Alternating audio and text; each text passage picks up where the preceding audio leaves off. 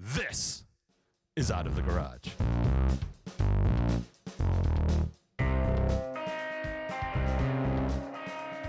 You feel that, Nate? Yeah. Nate, welcome back to your own chair. Thank you. Feels nice. Yeah? I don't know. There's a part of me that wishes you weren't there, but Which part? you don't want to know. So I'm Rich Colo. This is Out of the Garage. Nate, again, welcome back. Well, thank you. You're welcome. Before we get too deep into the show, I just wanted to send a shout out. This is what happens when you say things on Facebook. You promise things. I met Fitz the other day through a mutual friend, and Fitz thought the entire show was cool, and he liked what we were doing. So he asked if I would say hi on the show tonight. Hope you've got your bunny ears on and are listening, Fitz. So, hi, Fitz. Hi, Fitz. Yeah. Everyone say say hi to Fitz. Hi, Fitz. Hey, thank you. Thank you. All right. We live up to our promises. So in any event, we've got Mark Yoder behind the controls. We're at iMaster Studios in beautiful Grays Lake, Illinois. It's a garden spot. I don't think there's any prettier place on the planet. Well, it's a garden spot for corn. And dumps. There's a very, very large dump in Grays Lake. So I'm going to introduce my interns tonight. I've got Gianna. She's my photo intern without a camera right now. She's got her iPhone camera. technology. Boom, boom goes the intern. And then I've got Tim, lovely, Hey, Tim. beautiful Tim of Voodoo Ranger. He has his own band, and they're looking for a lead singer right now. So, Erika, are you interested in another band? We'll see what happens with these guys. Yeah, I would keep your options open. Exactly. Right. We'll talk to them after. So those are our interns tonight. Nate, you want to preview the next few shows we got coming up? Yep, we got three, a few more, actually. We have it a was few. three last week, and now it's more. We got Stereo Violet coming up, Kai Anderson and the Pickups, Crash Dive, and Out of the Sun. Out of the Sun on Out of the Garage. That's kind of cool. I like the way that fits together. I do too. We're doing some mini interviews. We're going to be releasing our first out-of-town edition of Out of the Garage, so look for that in our feed. I've got some other interviews coming up. I don't know what I would call those, what I'm going to call those yet. In the Garage? Maybe those are in the garage. Because they are recorded in my garage, so maybe those will be the In the Garage Let's episodes. keep Out of the Garage, Out of the Garage. parentheses, in the garage. Right, exactly. Yeah. So watch our page for shows for all of these artists. We are committed to continuing to follow them into the future, making sure that we publicize their shows and what's going on with them. So watch our Facebook feed. We also have the Out of the Garage playlist on Spotify, and our website is outofthegaragepodcast.com. So I'm here with a band from the Chicago area called Drown the Sea. Hi, guys. Do you want to introduce yourselves? Somebody talk. Hey. Welcome. Thank you. That's, I am you Erika. are? I All right. am. I can talk. This Okay. is the thing. Well, good. Yeah. So I'm Erika. We are Drown the Sea. We are joined by our wonderful guitar player and our wonderful drum player. Drummist? What are you? Drummer. Oh my gosh. I like drummist. Percussionist, if you're being formal. Percussionist. So guitar player, you are. Guitar player is the coolest Rich in the room. Oh, Rich Oh, that's a Squared making his throwdown. move. Oh man, I'm feeling the pressure all of a sudden. You should. I have to warn you, I punch souls, and we have. Al, and we are from Chicago. Yeah, so I want to thank you guys for coming in. When you guys reached out to us, I thought you had an interesting story, kind of an interesting background, and I thought it'd be really good. And just because you're a pretty diverse group of musicians, ranging from a bunch of different areas and backgrounds and so forth. So, what I usually like to do to start with, though, is talk about from a band perspective, as a sound perspective. Do you guys think about how do you position yourselves? How do you market Drown the Sea? It's really kind of hard to do that because I think the way that we've formed and have kind of collected our ideas in terms of how we want to convey our music, we've got a bunch of genres that we're kind of working with, but we kind of stem on this country rock, which sounds like a outdated genre from the 70s. But No, it's not outdated. I mean, what you guys are doing is not outdated. Okay. Right. Yeah. Well, I mean, it's that and then some. I mean, I think we get kind of our influences from different types of bands within that area, right? So if we're talking about something more contemporary, Wilco or Ryan Adams or Whiskey Town, but at the same time, we've got influences from the Eagles and Fleetwood Mac. Those are just some of the bands that we feel like we're influenced with, as well as like newer bands like Haim, who I think we've started to like, maybe one. I love Haim. Yeah. Song 5, I think, is the one that really. It's actually in my believe it or not, I work out occasionally, and it's in my workout playlist. Is Song 5 by Haim? Yeah, they're awesome. Yeah. Yeah. But I guess what I'm asking more is like, if you think about it, like, if you're walking onto an elevator, right, and you've got an executive Sony Records on there with you, and you're just like, oh my God, and it's him because he's got a T-shirt on, right? It says executive of Sony Records. Yeah. And then you go, oh my God, this guy's got to listen to my bands. I mean, how are you gonna describe Drown the Sea to him so that you got 20 seconds? How are you gonna what are you gonna say to him that hooks him and says, yeah, I need to listen to this band? Go, They're Erika. passing.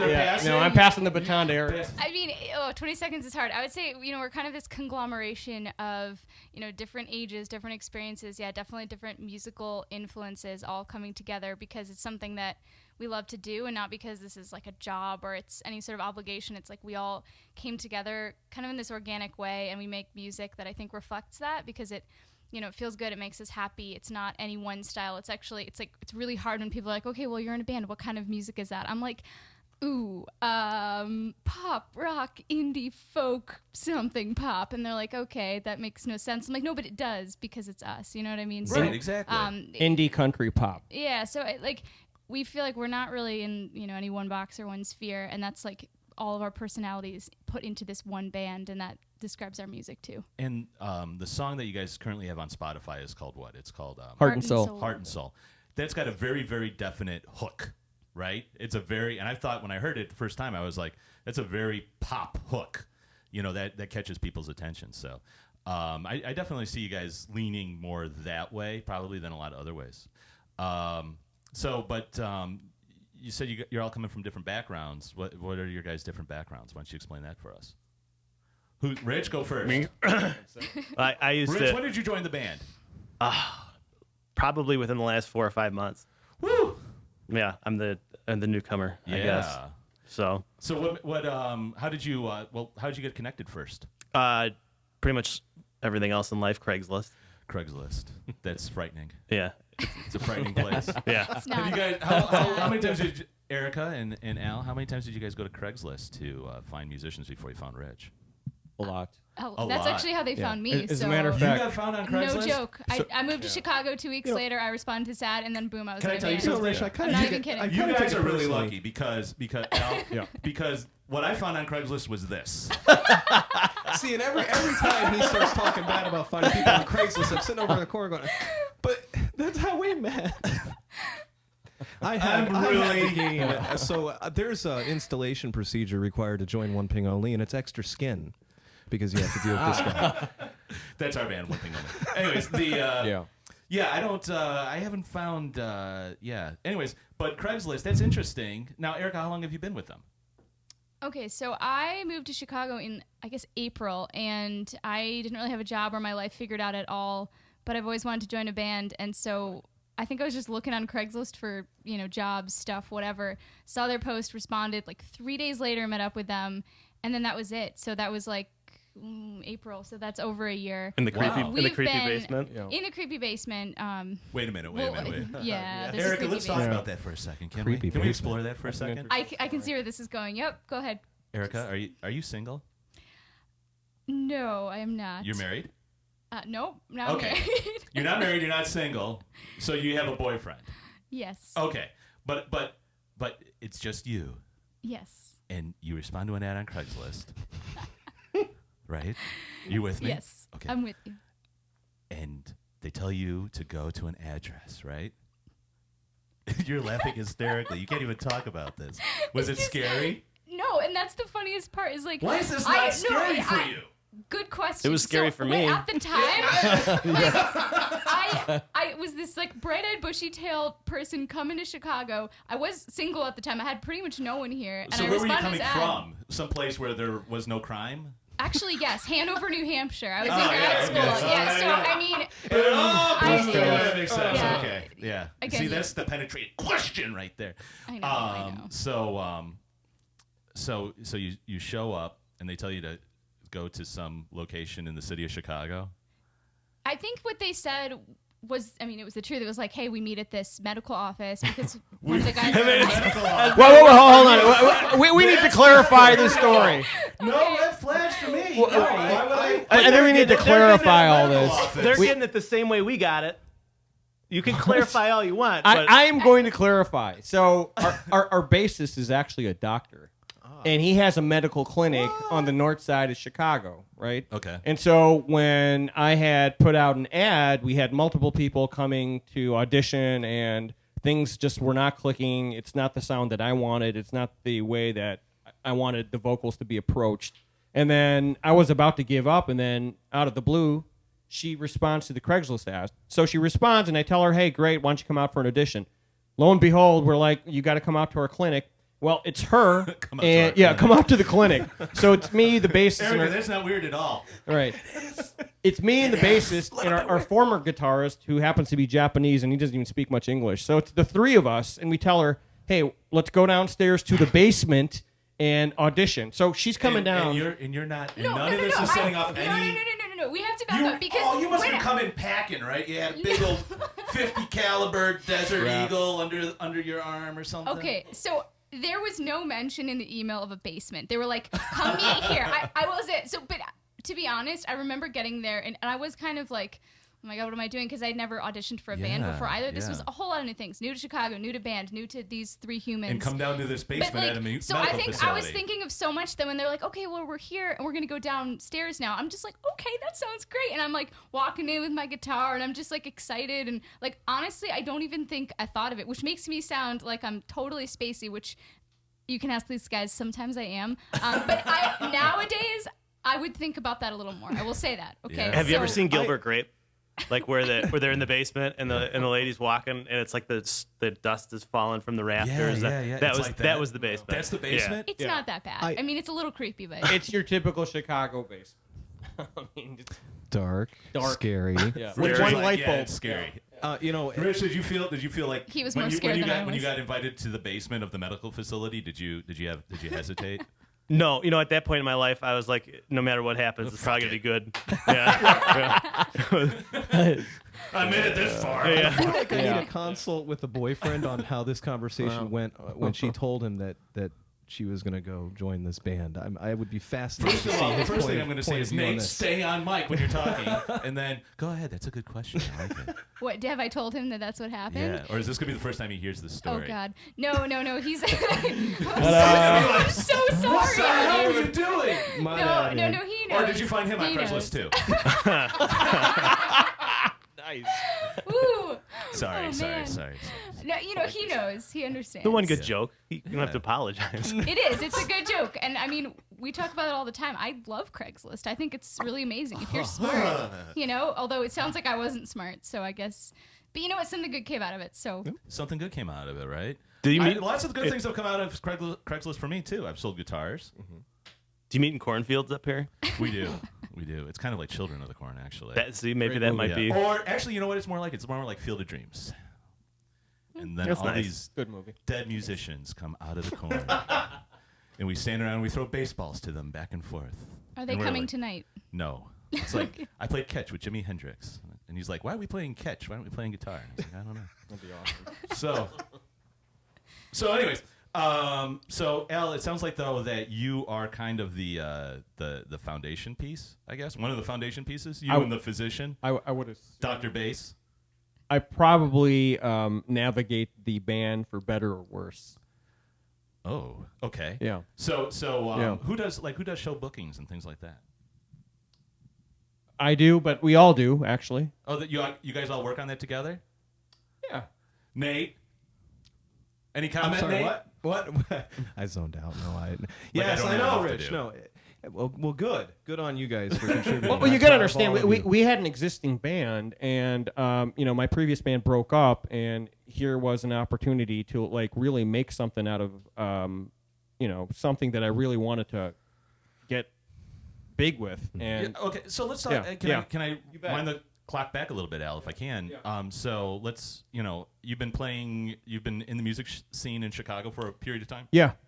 How long? Probably 10, 12 years. I've been playing with multiple different types of bands, and we played, different bars and venues around the Chicagoland area.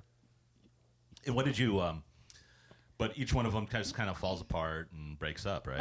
Right. There's only so much people wanted to invest in the band, and I wanted more. Do you mean like a time commitment? Well, time commitment and like, what do they really want to do with it? I wanted to write original music. I didn't want to play covers throughout our whole show. It's kind of boring after a while. I wanted to do original pieces.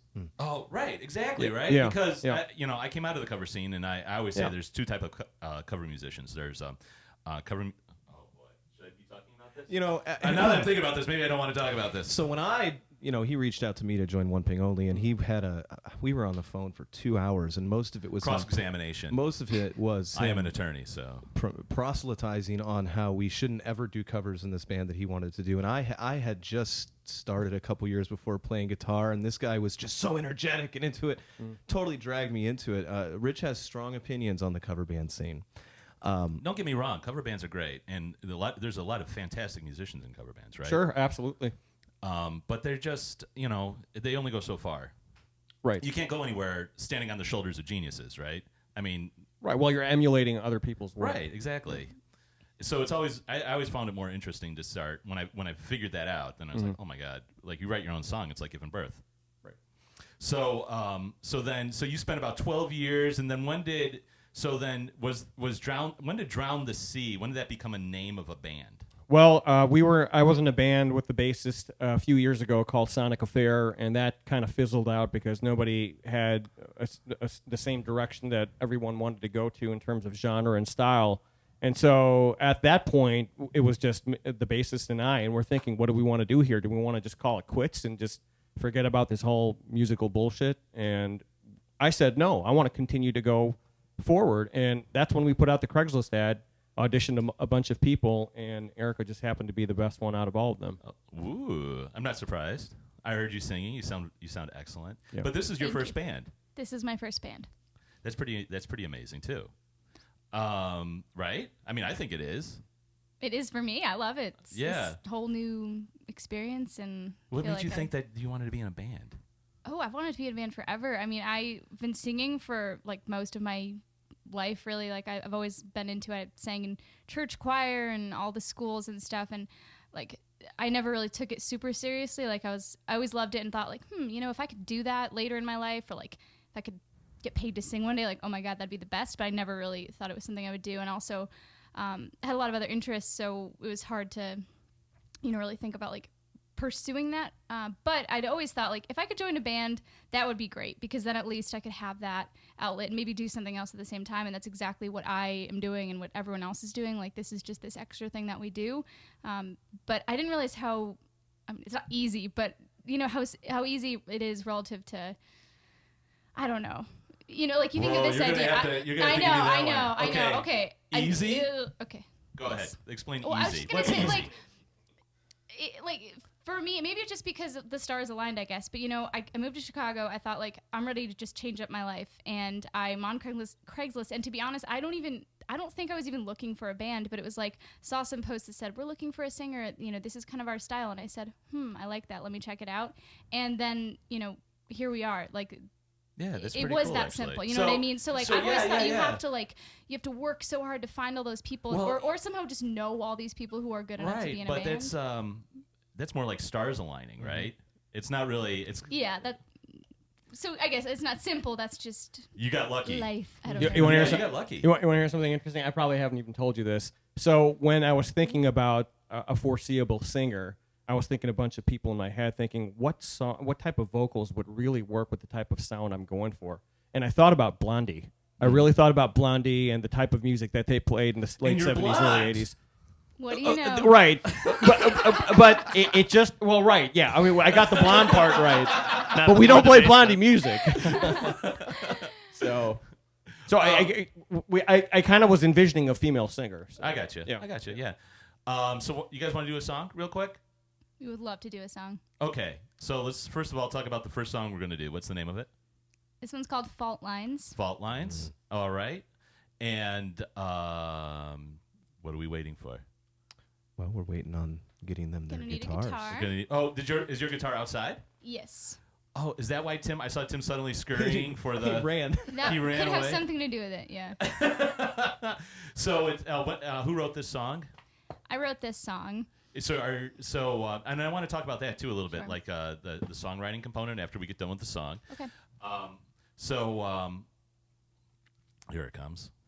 Here we go. Yay, interns. Yay, interns. They're so nice. Hey, All right, so the name of the song again is Fault Lines. Fault Lines. And let's get everybody set up here.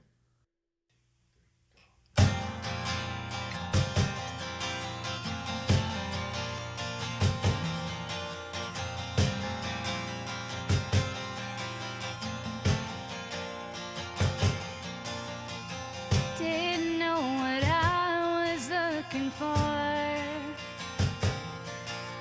Then there you were, you came bursting through that door. And I was so afraid of the consequences. But at the same time, I was drawn to the danger. Now I'm dancing on fault lines, ground is shaking all around. But I don't mind, no I don't mind. Now I'm dancing on fault lines, ground is shaking all around. But I don't mind, no I don't mind. These fault lines.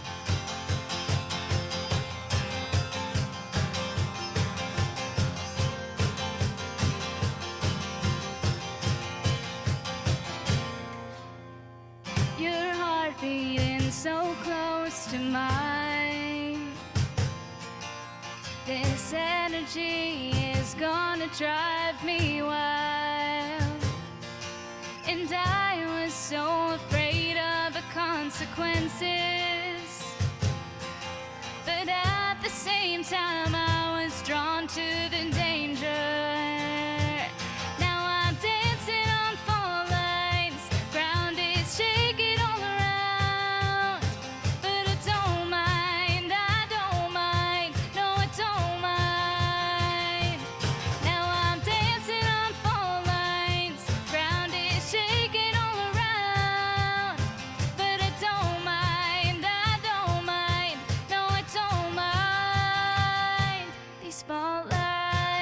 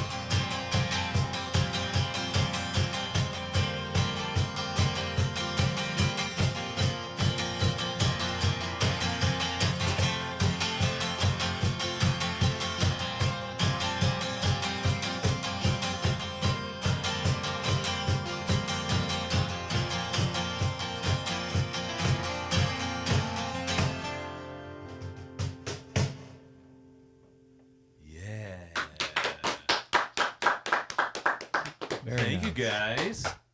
That was Fault Lines. And Erika, you said that's a song you wrote. That was a song I wrote, yes. So how does songwriting work in Drown the Sea? Ooh, that's a very complicated question. So Good. Yeah. I want to sit here and drink, and then you can talk. Cool, me too. All right, so Imran and I both write, and we both have very different processes, I think, for how we do it. And for an example, Fault Lines is one where the concept for that song started over about a year and a half ago. And the song is about kind of falling for somebody you shouldn't fall for. And I study geology, so I get very inspired by nature and by geological things. And so this idea was cool. like, I like thank you. So I thought like, I felt for someone I shouldn't. And so it's this dangerous situation. So I'm kind of like, earthquake, like fault line sort of situation. Yeah. So I was thinking like, not only is this dangerous, but it's also like I'm kind of embracing it. Like now I'm not just doing it, but I'm actually dancing on fault lines because I'm like, you know what? Screw it. Like this feels good to feel this way. And so that's where the song idea originated from. And actually my sister, I have an older sister, and she is musical as well. And her and I kind of worked out lyrics together, like literally a year ago. And then it's, or more than a year ago, actually, at this point. It's been a while since the birth of this song, maybe like 2 years now. So it's been sitting, and I've been thinking about it for a long time, and then I've tried all these chords and tried stuff, and then I joined this band, and it actually wasn't until about 2 months ago maybe that I took those lyrics, I kind of applied them also to a new situation, and then the song was born, and all of a sudden it's like, there it is. So this was this long time coming, like the lyrics were there, the concept was there, but then it took a new experience and then a new whatever to kind of, And did the writing of the song actually predate you joining the band? Absolutely, yes. Oh, that's interesting. Yeah, well, what's interesting to me about that though is that like you're already thinking about, obviously the seed had been there for a while that you wanted to be in a band, or at least start singing live and doing your own songs. Yeah. That's awesome. That's fabulous. Thank you. How do you guys go about like recording songs?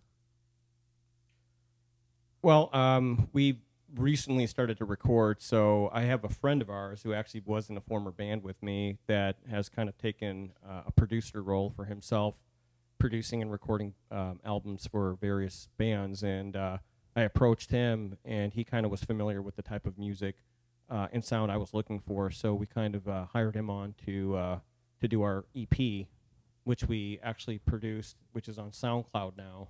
Excellent. It was a great process. I mean, I think it was a good learning process for all of us. And so now, Fault Lines was primarily Erika writing that. So how does the rest of the music work for the band? So Eric and I are pretty much the primary songwriters, and so. And do you guys songwrite in silos, or do you guys songwrite together? I think we start off in silos, but then we get together to work on stuff. I mean, I'll be honest with you. Erika's a far better lyricist than I am. She just has a better structure and a story to tell in her songs. And I'm more about the music and the sound. Mm-hmm. That's much more important to me. So I think we complement each other from that respect. I gotcha. So that's so that process then has been going on for about the past year. How many songs have you guys gotten together on? I mean, I think every song we've reviewed it between both of us, and just have kind of worked together to get to the best. So how long is your guys' set at this point? Can you guys play for a couple hours? Could probably do an hour. Okay. Yeah. Also, wait, we got to go back for a sec because we need to No, we make don't sure. have to go back. Yes, we do. I'm saying we do. We've been. I'm just saying I'm the host, and I can run this show however I want. But because I like you, you can go ahead. Oh, thank you. Okay, You're so welcome. no, I just want to make sure we give credit where credit is due for Imran because Heart and Soul, for example, like that is almost entirely his product, and he is like also he's got his own style. I have mine, but like they are like some of the songs that we write, like Heart and Soul, for example, pretty much all his, and that structure and most of those lyrics. And there was like a few things that I kind of tweaked, but we do have those songs where it was almost entirely, just one person, and then like obviously everyone else brings in a new thing. But just want to make sure, like he's got his own, full projects as well, like we both do. But yes, some of them are a mix of writing and a mix of coming up with melodies and things like that. So what I'm sensing here is that there is a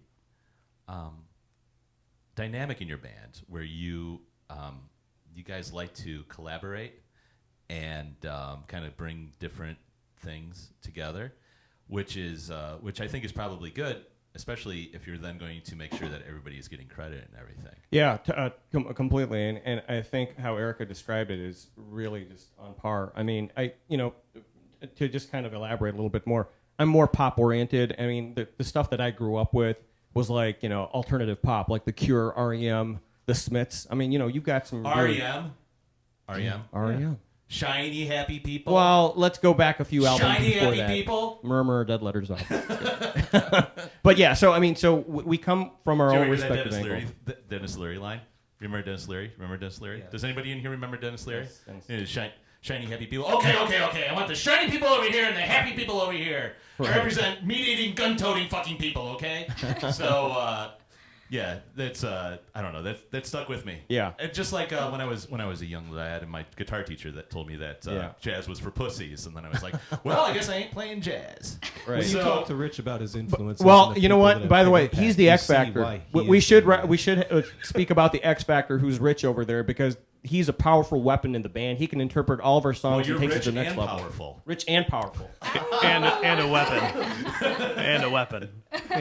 So when you joined in with this group of lunatics about 4 months ago, what did you think when you came into it? Once I got past the basement, it was I came in, and when I came in, there was already like a decent set of songs that were like already done and recorded. So I came in just learning all the guitar parts for those as they set. And when you came in, did you try to learn them the way the previous guitarist had done them, or did you? For the most part, Really? Yeah. I mean, I would listened. never do that. I'd be like, I'm doing it my fucking way, and You know, everybody else can fuck off. I didn't know them, and I didn't know Right. if they wanted any sort of, Yeah. artistic license on anything. So now, Rich, what kind of musical history is in your background? You know what? I started playing guitar when I was like 12 or 13, Okay. and I've continued it pretty steadily since then. So like the past 15, What about 17 previous years. bands? Were they similar to this band? No. What kind of bands No. were you in? You know what I was doing? Not even close. The That's so cool. Yeah. What kind of bands were you doing? cover bands. Okay. And we were And doing what kind of music? the general guitar dork kind of music, like, Allman Brothers covers, Stevie Ray covers, Yeah. stuff like that. Okay. Yeah. Guitar jerk. I like that. Yeah. So this is a kind of a different genre for you, right? It is and it isn't. Yeah. So let me ask you that. Because being a guitarist, right? And when the show started, I did a whole thing on Son House because Son House is like a huge influence for me. These old blues guitarists. This line of blues guitarists are this really big deal for me. And then, and some people don't follow that line, right? Some people follow more like a Metallica, AC/DC line, right? No, Some I do the same thing that you did. When I was like 14, I pulled a guitar magazine out of a dumpster, and I was reading, and there was an article, and they were interviewing Joe Walsh. Okay. And Joe Walsh was talking about, like if you want to play like your heroes play, you have to listen to who they listen to. Right. So that got me on the blues track, and I would have mainly considered myself a blues guitar player until 4 months ago, maybe.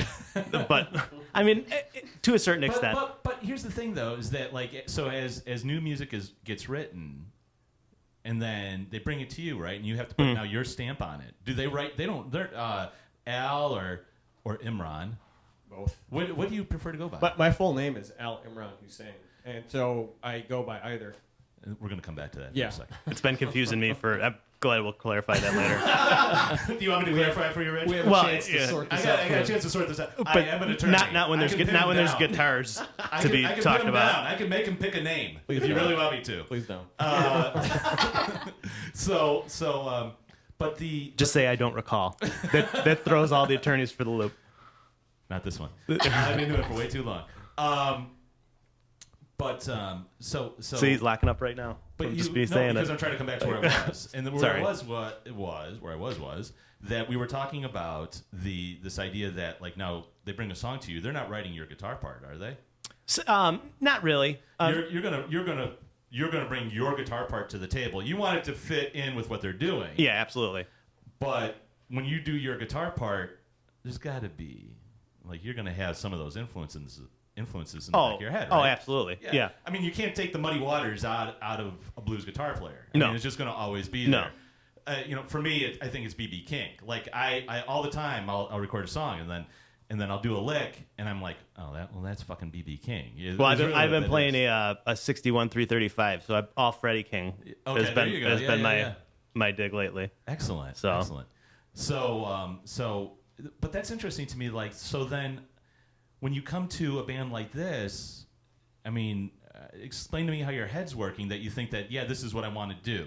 Like, if I'm coming in, my heart and soul, I need a band that's going to sound raw, super noise, thick, fuzz, feedback's a note, right? Yeah. That's kind of what's in my head. So, like, if I came into this band, I'd be like, you know what, guys, no offense, but I'm not your fit, right? But you though heard something else. And without going backwards, just trying to answer your question, I was in kind of a different frame of mind when I came into the band. Yeah, explain it. I had just, I don't know, I was dying for like 2 years. What do you mean? I was a policeman for 10. I got hurt at work. They ended up cutting one of my lungs out. The doctors crushed the nerves. I was crippled. Baby, that's why you got 2 lungs. Yeah. Well, good thing. Good thing. But then I was in a coma for a while, and I got out of that. And you were in a coma. Yeah. How long were you in a coma for? I think it was like 3 or 4 days. Jeez. It's If not. I was in a coma for 3 or 4 days, I am sure all of my family would be like, cut the life support. Cut it. He's not coming back. Right. This is what he'd want. I was hoping. They would. It was that but bad? Well, moms. Yeah. But then I got out, and through that time, through recovery, I mean, I didn't leave the house for a year and a half. So wow. I went right to the guitar, obviously. Right. And I think I'd kind of gotten my chops up enough to say that no matter what I auditioned for, I would be able to conform to what they wanted, and maybe is almost a test of my skill set at the time. Yeah. And I came in and I was real nervous about coming in and being the guy that's too loud or whatever, or just taking too much license with things, and I was kind of walking a real narrow path for the first few times that we played together. And then I think Erika started bringing in newer songs to the band, and they were fantastic, and they really gave a lot of guitar. You have to do that right. Mm. No, gotta put my drink down. They were the greatest songs. They were the best songs. Listen, folks, nobody knows songs like I do. Right? There were those kinds of songs. No, I mean, You gotta they make were. your hands a little smaller for that. Just a little smaller. But they I were. was almost gonna say thank you, and then you said just a little smaller. And then I'm like, fuck you too, Eric. Well, the pre-recorded stuff didn't have any. I didn't feel it had any room in it because I didn't want to take something that they had been recording and then just go way off the beaten path with it. Right. Were you guys making fun? Was that what that was? No. Oh, okay. I was in the coma. I missed the whole election cycle. I swear. Oh my god, you gotta go back and watch CNN for I don't even want to. I wake up and everyone's all upset about shit, and I'm like, the fuck. It's like we can It's like you heard from The Walking Dead. It was, yeah. And there's zombies everywhere. But I'll tell you what what. happened? After 4 days, if you're not getting up and walking anywhere, Yeah. unless you get horrible. someone to pull all the tubes out. Oh, jeez. But anyway, Way to bring us down. Thanks a lot, Rich. well, don't go there. The songs that she brought in were newer. They weren't the guitar wasn't established into it. There was room in there, so I kind of slowly made a few more measures here, you get room then, and it turned out to be where I'm at now. I never could have thought that I would be in a band like this that I truly, really, really love playing, because it's you grow up and I was huge Well, it's true because I was huge with, like, Jimmy Page. You know, I watched old Led Zeppelin videos over and over and over again, and I would always sit there and I would play Led Zeppelin riffs, and that's what I would imagine I was doing. Yeah, everyone does, you know.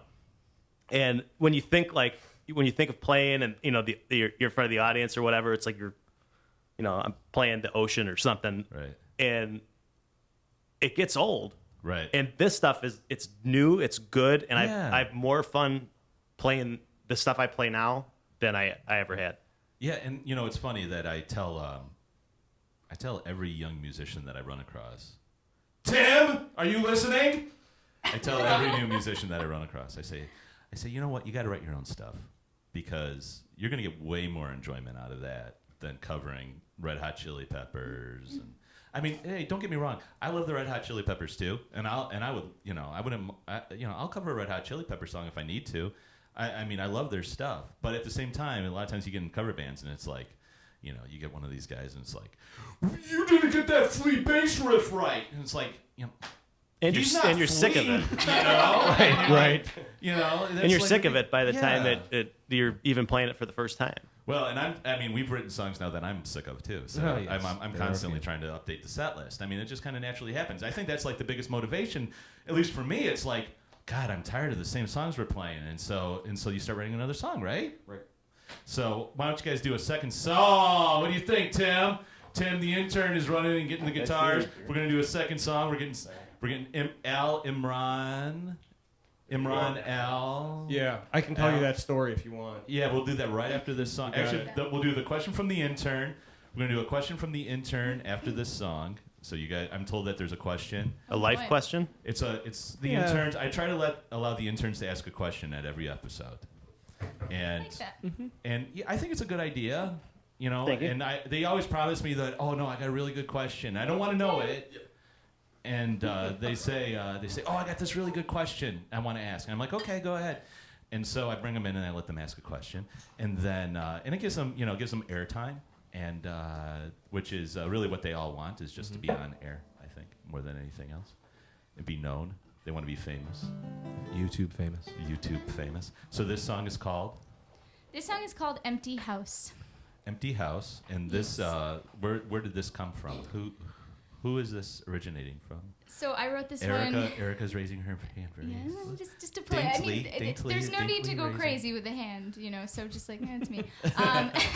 Yeah, I wrote this one, and this is a kind of a reflective song, thinking about a past relationship and basically just kind of not understanding where it went wrong, because it's like everything was there, all the elements were there, and like the concept for the song comes from this like incredibly romantic night that I feel like if I start going down that path, like I gotta just tell it later, but You'll hear hopefully in the lyrics what it's about. It's about being in this empty house with this person and just kind of thinking now at this point, like, it was so great, but something went wrong and I don't totally understand. And like, I still don't understand, why some good things just fall apart and why you can feel so real sometimes. And then 1 minute it's just like, well, no, I'm going to move on. Yeah, and it just all changes, right? Yeah, sometimes things just, they change. So I wrote a song about that. Things Aww.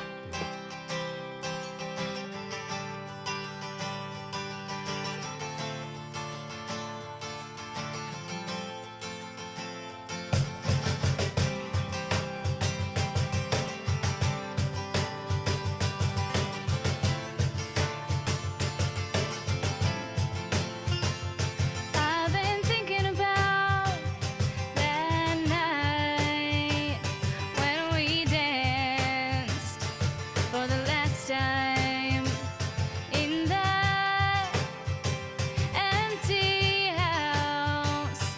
There was nothing else but the moonlight and the two of us. Oh.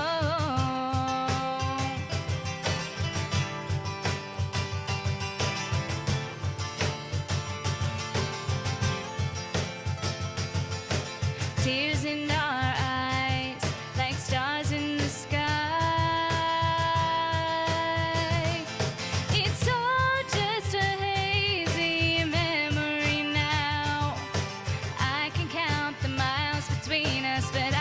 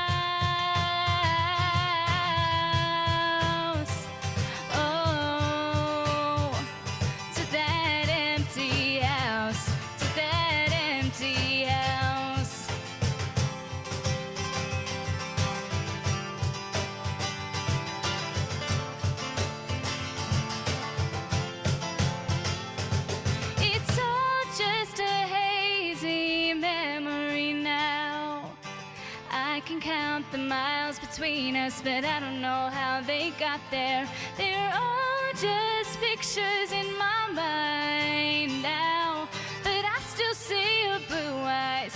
I still feel them on me somehow.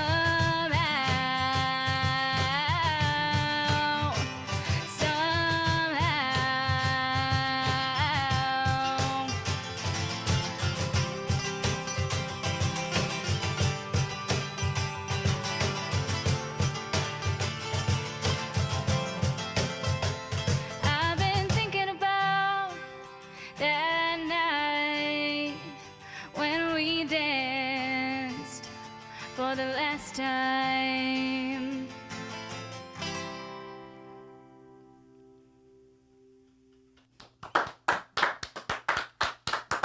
Very nice. Thank you. Very well written. Nice job, Erica. Thank you. Thank you. So intern Tim is grabbing guitars. Thank you. There he goes. All right. And so you wrote that song recently, long time ago. Recently.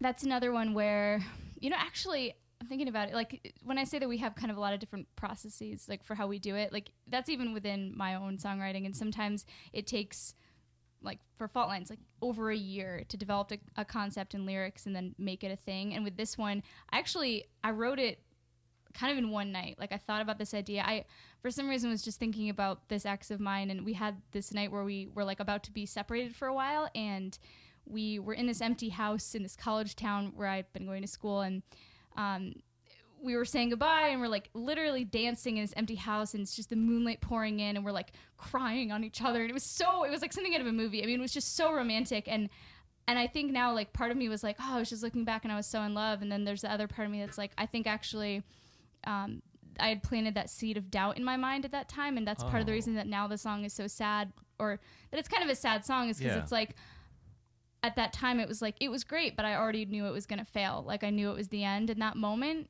which is another reason it was so intense. But it's such a cool idea for a song, because I'm like, in this empty house, we're dancing, and we're, like, looking at the end, maybe the end of our relationship, maybe not. And so then, like, now at this point, years later, I'm thinking, okay, so we had all that and it was so great, but, like, moments like that, but then they're gone, it's just like, it's a weird concept. And I think that song hopefully kind of conveys that. So that idea. always gets us to this question, like, relationship between pain and songwriting, right? Yeah. It seems, am I wrong that it seems like it's really easy to take pain and turn it into a song?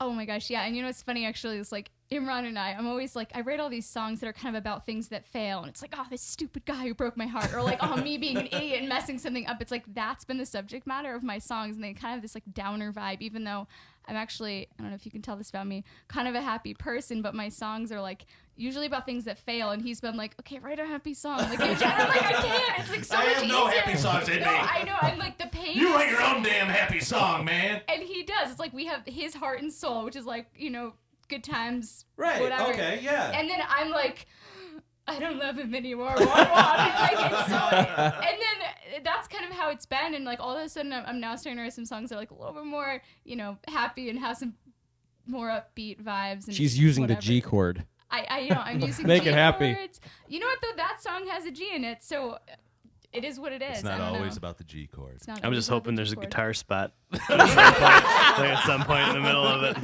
Touche. Can I do something in this song? Okay, so it's time for the question from the intern. This is intern Tim of Voodoo Ranger. Actually, your band's not Voodoo Ranger. What's your band? Did you guys come up with the name? Yeah, Fridays at 4. Oh, Fridays at 4. I like We it. play at Fridays at 4. Because they play at Fridays at 4. That makes Yeah, sense. I think you might have made somebody very upset, though, with that decision. That's true. Yeah, and that upsets me, too. So. Okay, so this is Intern Tim. This is the segment we like to call Question from the Intern. I am told that this is a well-thought-out question. Tim, go ahead. Okay, so I was thinking about how I'm going to be a senior in high school, and I didn't go to prom last year, so this is my last chance to get a date to prom. So Erica, will you be my date to prom? Get out of here, you jerk! Say yes. Get out of here! Say yes. Get out of here! Say yes. Go! You cannot ask that question. Say yes. Oh my God. Erica, I need a date to prom too. She will be your date so long as Rich and I can play at the prom. Can you get us a deal? Can you get us We'll do one set of black keys Definitely. in the gym. Definitely. They're up there playing. Sounds yes. It's a deal Here, then. Tim, thank you. Once That was again, the a well most- thought out question That from was the most opportunistic. intern. Oh my God. So, Hey, it could have Let's all been. It calm could have been down. worse. You can see we're training our interns well. yeah, Oh yeah. we spent a lot of time with them, mentoring. It is going very well, obviously. I thought he was going to ask about sex from people who've had it. That's just mean. Okay, That is mean. Come on. It's the attorney For thing. all It's he just knows, that's no one in this room. So- you know? Just saying. you know what though? That kind of actually. Thank you, Tim, because that now I have a good question. Erica, this is a good question actually. We played this game before where I asked you if you were single and you were like, no, yes, I am. I don't know how you can be no and yes at the same time, but because you said you're not married, but you have a boyfriend. So does your boyfriend get jealous that you're hanging out with these dudes? You know, I don't. Such good-looking dudes. I don't think so. I think Rich is pretty hot, personally. I mean, We all not do. that We all not do. that I swing that way, My, but if I did, Rich might be my type of guy. my mom says I'm the best-looking guy in the band. Oh, absolutely. Moms are never wrong, Rich. I know. Moms are never wrong. My mom says that I'm the best looking guy in this podcast too. So does that ever cause any problems? I don't think so. You no, don't think so? I mean, I can only speak to what I observe Yeah. and hear. I'm thinking once again we need a phone call consult with this guy. Let's bring him in on a phone call right now. Erica, I have a surprise for you. Oh goodness gracious, that sounds like fun. Why are you withholding on me? You're always in that basement in the medical facility. Why are you trying to break me up? What's He's creeping in the There's cornfields. something good, and you're trying to ruin this for me. We want more songs. It's called being a soul puncher. all right, that's fair. That's fair. It is like we just said, easier to write from pain, but Right. yeah, So that's the end of that question, I guess. yeah. Imran. Yeah. Al. Yeah. So that's kind of interesting. What is? So your background though, you're a Muslim. Yeah. So how long have you been a Muslim? Probably all my life. Come on, that was a funny Was that a question. joke? Nobody laughed. Hey, Come on, that's a joke. I get it. Yeah. But so how does is your family okay with you being in the music scene? You know, and the band and everything. I was very blessed to have a family that actually supported me in music. But I was really the anomaly in the entire Chicago Muslim community because it's very frowned upon, very footloose-ish, where no dancing or music. Can you explain that to me? Yeah, so like in the religion itself, it's just something which was taboo. You just don't listen to music. I literally had friends. You gotta wait. Yeah. But I don't even understand that. What do you mean you don't listen to music?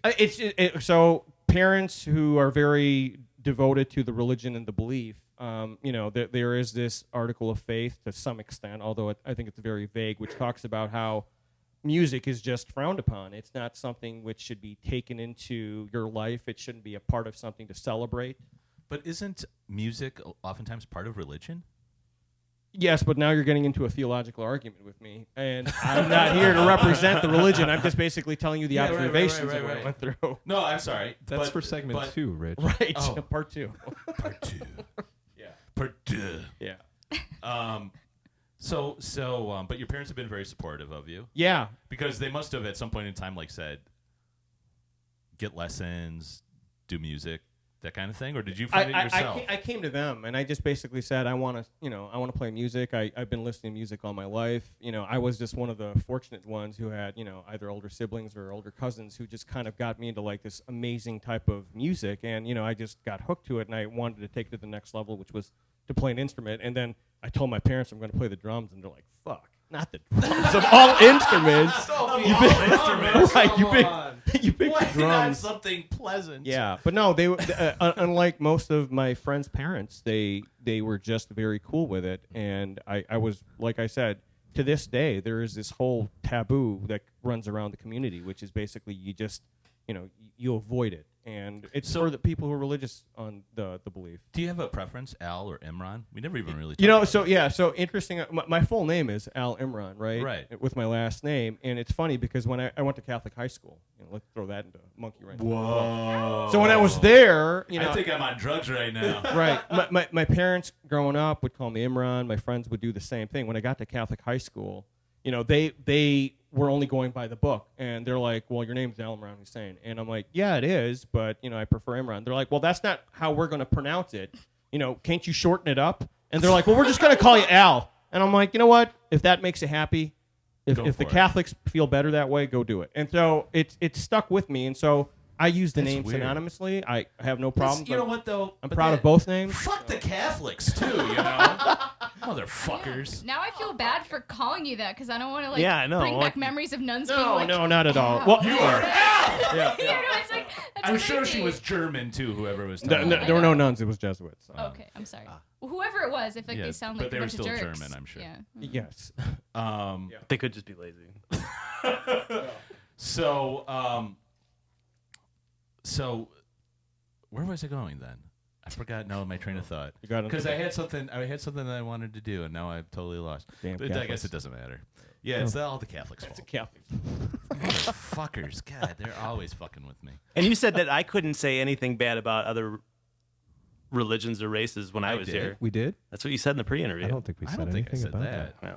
No, I think we were more concerned about slander. Yeah, I think it's I too was more late concerned now. about individuals. And that's more just looking I'm out for slandering an you. entire religion. That's perfectly fine. A religion can't sue me. Right. You have to understand the way the legal system works. What was the website that was outofthegaragepodcast.com, right? That's right. All right. Thank you. That was good. Well practiced. Please, anything to get more people to the website. And we'd would be the one. awesome. We'd be the controversial That's podcast. right. That's Yeah, what we're why trying to are you look trying to for. do that to us? Come on. Because you know what, that causes people to come out and see you. But that's really. But I think it's interesting though to see that. I think that culturally speaking, that in the United States, there's definitely a part of the culture that thinks like Muslim equals like I don't know fundamentalism. Bingo. Right, and then fundamentalism equals bad. Right. Absolutely. And do you notice that like on a day-to-day basis? I don't as much as others. I mean, I was born and raised in Chicago, so for me, I just feel like I've been assimilated, and I feel very comfortable with that. Oh, but you're like the Borg. You've been assimilated. yeah, pretty much so. I'm going for the Star Trek reference. Anybody? Star Trek reference? Yes. No, not so I'm much. sorry, All Star right. Wars. Never mind. Go Wars. ahead. Go, yeah, go, no, go, go. but I do have friends who tend to isolate themselves. They're not really a part of mainstream, and that becomes an issue for them, not for me.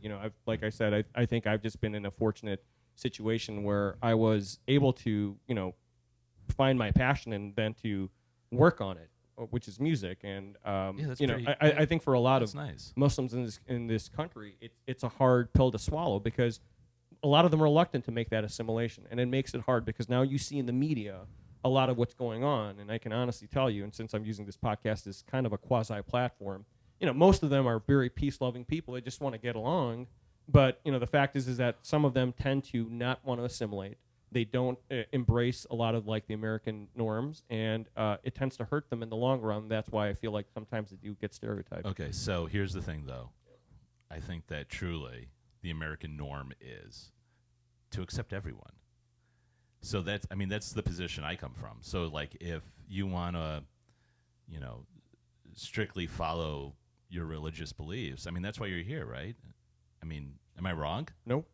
I think that's the whole idea, right? That's why theoretically there's a separation between church and state, so that you can come here and practice however you wish to practice, and you shouldn't be thought of differently just because you're, and it's not just Muslim, right? It's like even the Quakers or something like that, right? Yep. They wear their funny hats, and all their haircuts are so weird. I wish I had hair. I know, right? I wish I had hair. You want some of mine? It's I'd driving me crazy. love some of so. your hair. It was funny. I was watching a Queens of the Stone Age, one of my favorite bands, right? Queens of the Stone Age. Awesome. They're just coming out with a new album. Exciting news, Josh yes. Homme, Love one of my Love him. one of my favorite musicians of all time. What a great head of hair. Oh my God! If I just could have that. It's perfect. You know, I noticed Oh, in it that is. video where they announced it with the polygraph. They did Right, that. the polygraph thing. Yes. That's awesome, isn't It it? was a great video, and I was like, wow, he's got a really amazing haircut. Oh my God, that's so fabulous. Josh is the man. Josh is awesome. Yeah. The other guy I'm jealous of is Alex Turner from the Arctic Monkeys. Oh yeah. His head of hair is just fabulous. Ryan Adams. I knew he had to come up at some I had point. to. He had It was to. like He just had it was like to. that tick. I had to do it. Rich, and I understand you play some kind of special instrument, and we can leave it up to leave that. Every instrument I play is special. Of course. Wow. Because I'm playing it. What's the special instrument? What's the special instrument that you play? I play the pedal steel guitar. Oh, that's so sexy. Yeah. It is. Mhm, mhm, Yeah, mhm. pedal steel guitar. You know, the best part is the sitting down. He only plays with a bow tie on. Too. Yeah. Oh, do you really? Yeah. Oh, that's Yeah. hot. That's why I touch a class. I tried to So shoehorn now- it in. So now it's Rich, Josh Homme, and Alex Turner, That's Ryan good Adams. company. and Ryan Adams. There you go. That's where I'm at. That's a super group. I want to thank you guys for coming in today.